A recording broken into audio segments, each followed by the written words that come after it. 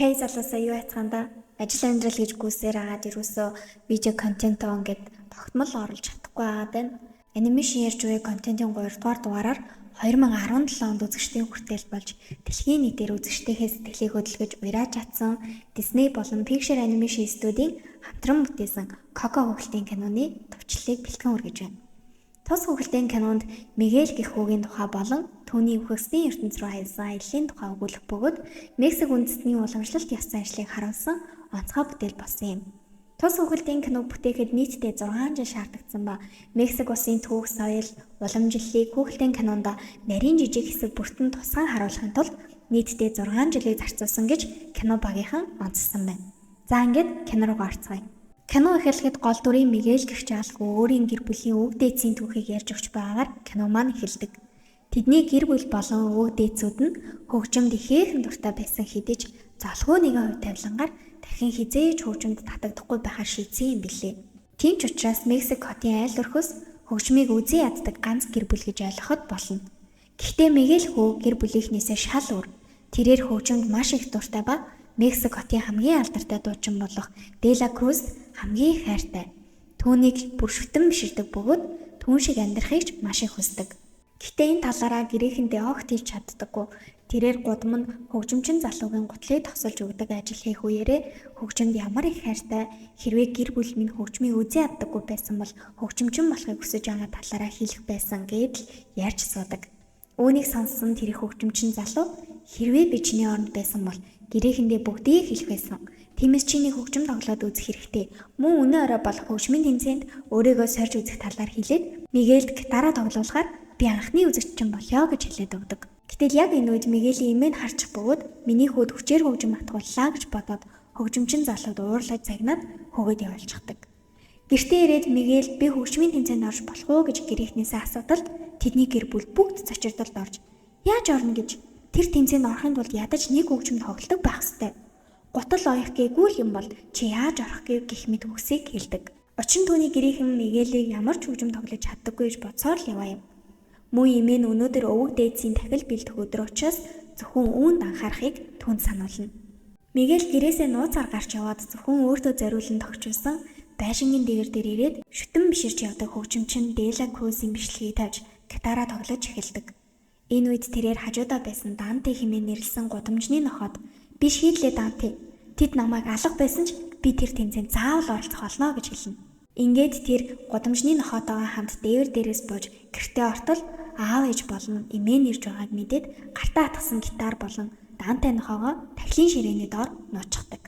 Аав ээж болон эмээ нь Мигелийг одооноос эхлэн гутал өмгөлөгч хийлэхгүй бөгөөд чи талах барих ажил хийх болно гэж хэлэхийг дуртай дургуй тэдний саналыг хүлээн зөвшөөрсөн Мигель элен зэмээтэйгээ үлдэх үед Данте нохоо тахилын ширээг нурааж орхих ба тахилын ширээний хамгийн дээр байрлах Коко эмээ гихний ээж аавын зураг унаад хаарчдаг.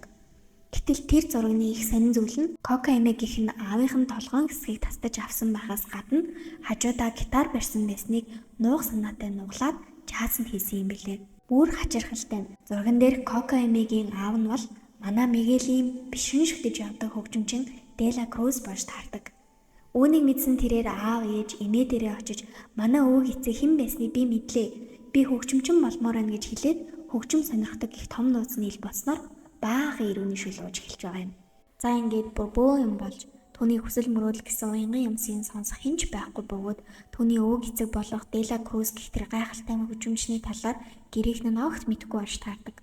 Энэ бүх маргааны эцэст тэр хүн хинч байсан биднийг хайсан гэр бүлээ хайсан гэж аав нь хэлээд Мигель гитарыг аав нь тоглох гэтэл түүний эмээ нь гитарыг шүүрч аваад чи өвөг эцэг шигээ гэр бүлээ хайсан хүн болмоор байна уу гэж хэлэхэд Мигель тэгсэн ч яах вэ гэж хэлснээр эмээ нь хөгжим лав биш гэж хэлээд гитарыг нь эвдчихдэг. Энэ үед Мигель би гэр бүлд чинь байхыг хүсэхгүй байна гэж хэлээд аавынхаа гарнаас зургийг шүүрч аваад явчихна.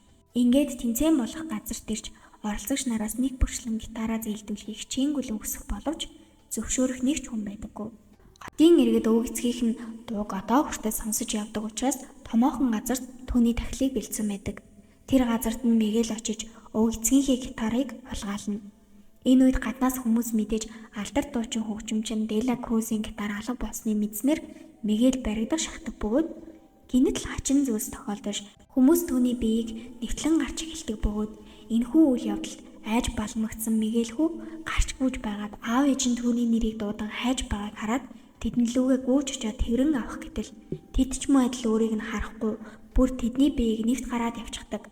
Яг энэ үед Мигель хүү нэг нь нөхрөө унах бөгөөд одоо л түүний хэн нэгэн анзаарч харан зүгээрээ хүмнэ гэд гараа сунгад. Гэтэл тэр нь энгийн хүн биш байх бөгөөд арга ясан биетэй мөрөөгтүүдэд бүх ясан салж унаад байдаг хүмүүс олноороо зугларсан хачин ертөнцид хөл тавьсан байдаг. Тэд бол үхэгсэд Мигелийг харсан үхэгсэд тэр үхээгүй юм шиг байна. Би энэ махан хിവэрэл байна да хэмээн ярилцах бөгөөд тэдний донд тахилын ширээнд байсан өвөг эцэг ах トゥ төрөл төрөстийнх нь арга ясан биеэрээ байж байх нь юм. Мигель хүү ингэж л үхэгсдийн ертөнцид ирдэг. За энэ бол үхэгсдийн хөргийг тахилын ширээнд байгаа эсхийг харуулдаг төхөөрөмж гэж ойлгоход болно. Амьдын ертөнцид хөргийг нь заалж тахил өргөж байгаа бол зөвлөгдөж үгүй бол X тэмдэг гарч ирнэ. Хэрвээ тэдний зураг тахилын ширээнд байгаа бол тэд амьдын ертөнц рүү нэвтэрч гэр бүлийн гишүүдтэйгээ уулзаж харж чадна гэсэн үг. Үхэгсдийн ертөнцид хүн биеэр явж байгаа Мигелийг бүгд хараад цочирдолд орцгоож Мигель яагаад энэ үхэгсдийн ертөнцид хөл тавьсан талаар олж мэдэх бөгөөд тэр нь үхэгсдийн эд зүйлсийг хулгайлах гэж оролцсон учраас хараагдсан болж таардаг. Энэхүү хараалыг барилгах цорын ганц арга нь гэр бүлийн хэн нэгэн хүнээс адислал хүрдэж чадвал хараал арилж эргэн амьдын ертөнцөд орох юм билээ. Гэхдээ нарж арахаас өмнө хэрвээ нарж арахаас өмнө хараалыг арилгаж чадахгүй бол Мигель үхэгсдийн ертөнцид үүрдүүлдэж өхнээл гэсэн үг. Азар түүний гэр бүл үхэгсдийн ертөнцид байгаа шүү дээ. Тиймээс эмэг ихэн түүнийг адислаж чи дахин хизээж хөгжим тоглож болохгүй гэж хэлснээр Мигель буцаж амьдын ертөнцид ирснээ хэдиж дахиад Дела Крузийн хөгжмийг хулгайлж үхэгсдийн ертөнцид буцаад ирнэ. Эмэг их Эмельдан түүнийг чи дахин амлалтаа зөрчлөө гэж уурлах бөгөөд дахин түүнийг адислахыг хүсэх өөр хинч байдаггүй. Тиймээс тэрээр өөрийн өвөг эцгийг олж уулзан адислал хүртэхээр Дела Крузыг хайхаар явна. Энэ үед өвөг дээдсүүддээ би угаалгын өрөө орчхоод ирээ гэж худлаа хэлээд зогтно. Үхэгсдийн ертөнцид угаалгын өрөө гэж байдаггүй бөгөөд тэд Мигельд угаалгын өрөө гэж байдаггүй хэлэх хэрэгтэй байжээ гэж ялцаад үлддэг. Мигель хүү Дела Крузыг хайж байгаад царай уншуулах хэсгийн ажилтныг хуурч гүүр давах гэж байгаад баригдсан эрийг цагдаад мэдүүлэг өгч байхыг нь харах бөгөөд тэрээр би Дела Крузыг таньдаг, чамайг хүсвэл урд судлаар плед олж өгч чадсан шүү гэх мэт зүйлсийг цагдаад хэлж байхыг нь сонсоод түүнтэй уулзаж Дела Круз бол миний өвөг эцэг. Тиймээс та намайг түүнтэй уулзуулж өгөөч. Надад түүний адислал хэрэгтэй. Тэгвэл би амьдын ертөнцид очиж чадна гэхэд тэр зөвшөөрч би чамд тусдээ чи ч бас надад тусал гэж хэлдэг. Тэр ир өөрийгөө Хектор гэж танилцуулна. Тэр хоёрын ийхүү ярилцаж байхыг Мигелийн гэр бүл харчих бөгөөд тэрээр Хекторыг дагуулan тэндээс цогтож гүйдэг. Тэгсэн чи ийм зүйл болж байгаа юм.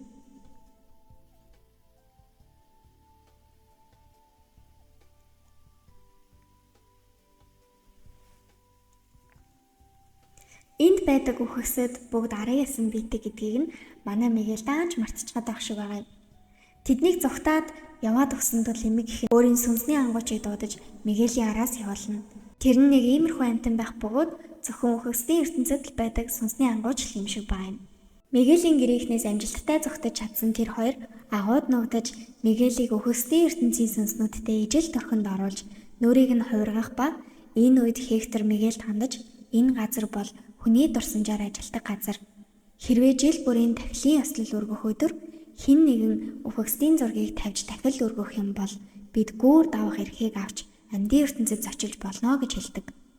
Хектор үхэгсдийн ертөнцид ирснээс хойш нэг ч удаа амьдын ертөнцид очиж үзээгүй бөгөөд түүний зургийг хинч тахилын ширээн дээр тавьж байгаагүй ба Мигелийн түүнд туслах зүйл нь юу вэ гэхээр амьдын ертөнцид очиж тахилын ширээн дээр Хекторын зургийг тавих юм.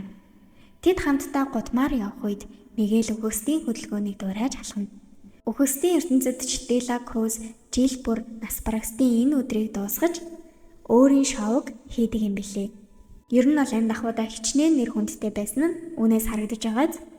Хектор гэдэг энэ залуу түрүүн цагдаа дээр байцаалт өгч байхдаа би бол Дела Крузийн тоглолтын тасалбар шалгагч гэд худлаа хийснийг манай Мигель үнэн гэж итгээд түүнээс тусламж хүссэн шүү дээ.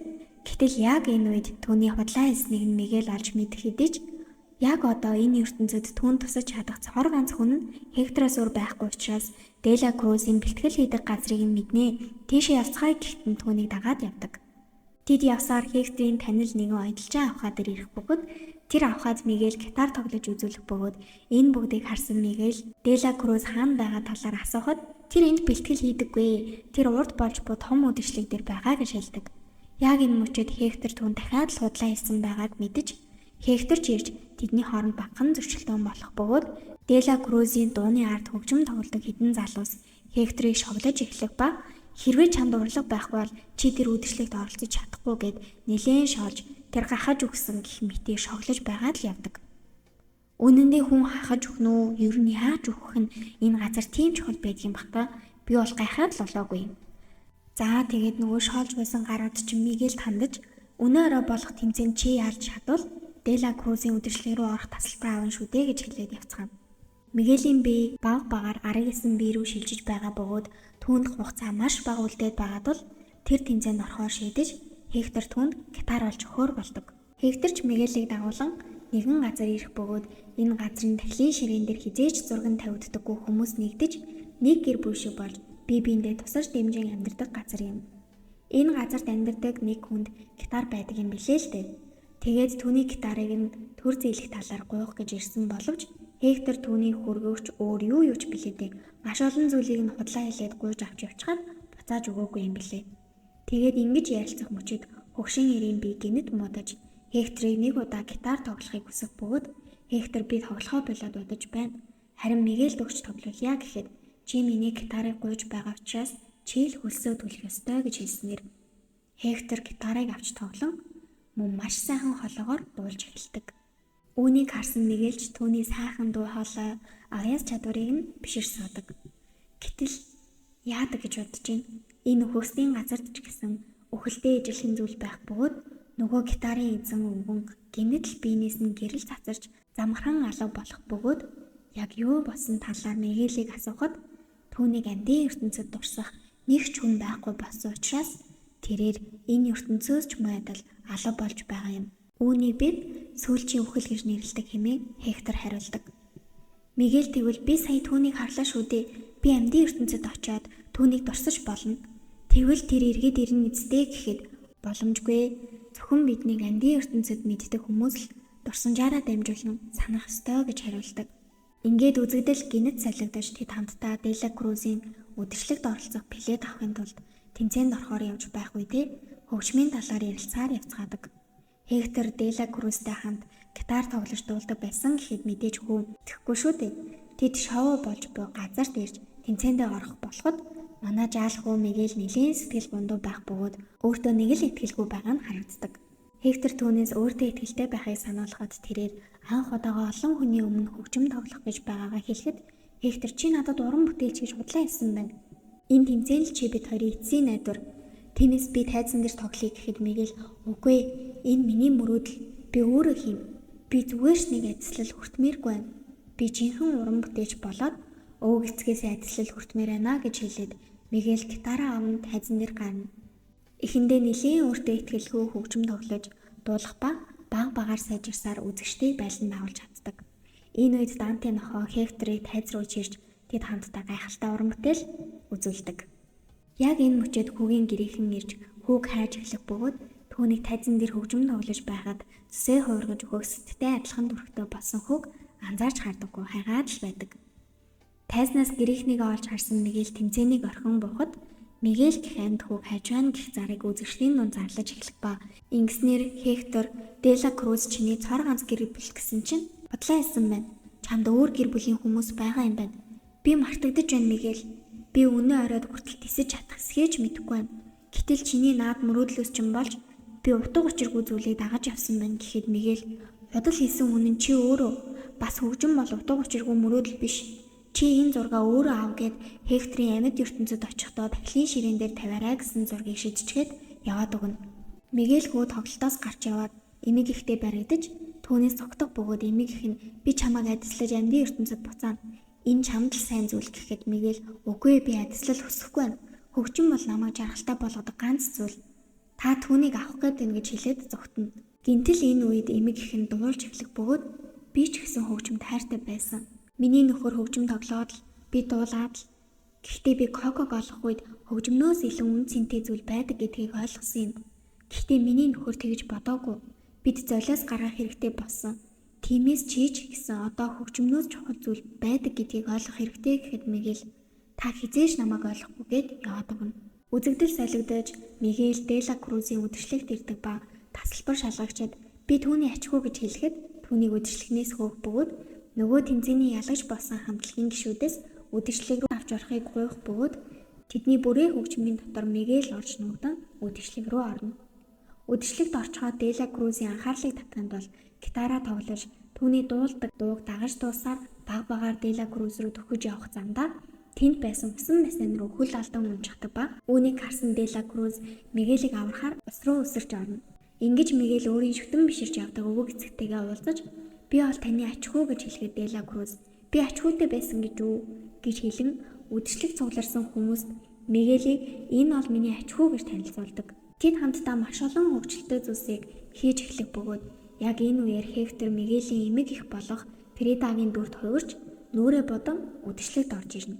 Өвөг эцэгтэйгээ хамт маш сайхан дурсамжийг бүтээсэн Мигел нар мандахаас өмнө та намайг адислах хэрэгтэй гэхэд Дела Круз тэглгүй яах вэ? Гэхдээ чамайг хурдан үхээсэ гэж хүсэж байна гэж хэлдэг. Үүнийг хошигнол мэд хэлсэн боловч үнэн дээр би яагаад ингэж хошигнож байгааг сайн ойлгож чадаагүй. За гэтэл яг энэ үеэр Мигелийн эмэг ихийн дүрт хувирсан Хектор хурч ирээд чи миний зургийг тахилын ширээн дээр тавина гэж амласан. Тиймээс гуй Мигел чи миний зургийг тахилын ширээн дээр тавьж өгөөч гэж түүний өмнө өвдөгс өвдөн суугаад гуйх бөгөөд үүнийг харсан Дела Круз найз минь чи мартагдаж байна. Тэгэхэд Хектор энэ бүгд хинээс болсон бэлээ гэж маргаан хэлнэ. Яг үнэндээ бол Дела Круз Хектор хоёр сайн найзууд байсан бөгөөд тэд хамтарч уран бүтээлхийн нэг тайзан дээр тоглодог байсан ба хамгийн сүүлийн тоглолтын дээр асар олон сар тоглолт хийж орон орноор явсан тул Хектор гэрлүүгээ явахаар болж Дела Круз одоо л алдар нэрт хүрэх гэж байхад чи шантарлаа гэж тэд маргаад эцэст нь Дела Круз Хекторт хор өгч алсан юм билээ. Энэ талаар огт мдээгүй Хектор Мигелийн ачаар өөрийг нь хордуулж алсан гэдгийг мэдэж чаддаг. Ингээд чи миний бүх зүйлийг булаасан байна гэж Хектор Дела Круз руу дайрч тэрч хамгаалагч дуудан Хекторыг авч явна. Энэ бүхнийг харсан Мигелийн урам хугарсан байх бөгөөд та намайг адислах хэрэгтэй гэхэд Дела Круз түүнийг ч мөн адил барьж хорих даалгаврыг хамгаалагч нарт өгөөд түүнд байсан Хекторийн зургийг авчихдаг. Би таны гэр бүл, таны ачхүү гэхэд Дела Круз амжилт зүгээр ч нэг ирдэггүй юм шүү дээ хүү минь. Заавал золиос хэрэгтэй гэж хэлээд яваад өгнө. Хамгаалагч нар түүнийг нэг нөхрөө шидэх бөгөөд тэр нь доороо устай нөх байх бөгөөд тэнд мөн адил Хекторыг шийдсэн байдаг. Мигел би яагаад ээж аавынхаа үгийг сонссонгүй вэ? Би тэдний үгэнд орж гэртээ харих ёстой байсан гэж уйлж эхлэхэд Хектор түүнийг тавьшуулах бөгөөд энэ үед Хекторийн биеэр гэрэл цацрах ба энэ нь андийн ертөнцид түүнийг мэдэх цорын ганц сүлийн хүн нь түүнийг мартаж байгаа бөгөөд өхөсдийн ертөнцөөс ч алга болохын шинж юм л та. Энэ бүгдийг ярьж байхдаа Хектор миний Коко гэж хэлснээр Мигелийн хайгаад байсан үг эцэг нь Дела Круз биш Хектор байсныг мэдэж өөрт байсан Коко эмэг гэхээ зургийг үзүүлдэг. Коко намайг мартаж байгаа юм байна. Хэрвээ тэр андийн ертөнцид өгвөл би ч мөн адил өхөн. Сүүлийн удаа уулзаад аав нь очих гэж маш их хичээсэн шүү гэж хэлсэн гэж хэлээд Хектор өөрийн охин Кокод зориулан бичсэн Remember Me дууг дуулж эхлэх бөгөөд энэ дууг нь мөн адил Дела Круз улгайж дуусан юм билээ.